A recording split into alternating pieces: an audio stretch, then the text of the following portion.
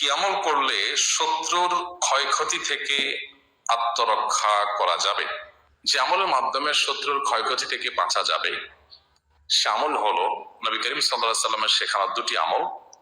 আমি বলতে পারি আরো সাথে কিছু আমল সম্পর্কে বলা যায়, স্পেশালি দুটি দোয়ার কথা বলতে পারি।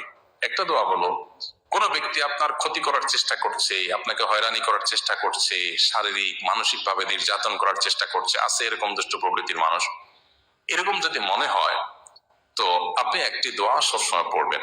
নবী করিম সাল্লাল্লাহু আলাইহি সাল্লাম কোন ব্যক্তি তার ক্ষতি করতে পারে এরকম আশঙ্কা বোধ করলে তার ক্ষতি থেকে বাঁচার জন্য এই দোয়া পড়তেন। দোয়াটা হলো, আল্লাহুম্মা ইন্না নাজআলুকা ফি নুহুরিহিম ওয়া নাউযু বিকা মিন শুরুরিহিম। আল্লাহুম্মা ইন্না নাজআলুকা ফি নুহুরিহিম ওয়া নাউযু বিকা মিন শুরুরিহিম। অর্থাৎ, হে আল্লাহ, যারা আমার ক্ষতির চেষ্টা করছে, শত্রুতা করার চেষ্টা করছে, তাদেরকে উপযুক্ত শাস্তি দিয়ে দমন করার জন্য, তাদেরকে শেষ করার জন্য আমি আপনার কাছে দায়িত্ব অর্পণ করলাম। আপনি মেহেরবানি করে আমার হয়ে আপনি তাদেরকে উপযুক্ত শাস্তি দিন, তাদের থামিয়ে দিন, তাদেরকে দমন করুন, তাদের শেষ করুন। এবং আল্লাহ, তাদের ক্ষয়ক্ষতি থেকে আমি আপনার আশ্রয় চাই, আপনি আমাকে রক্ষা করেন।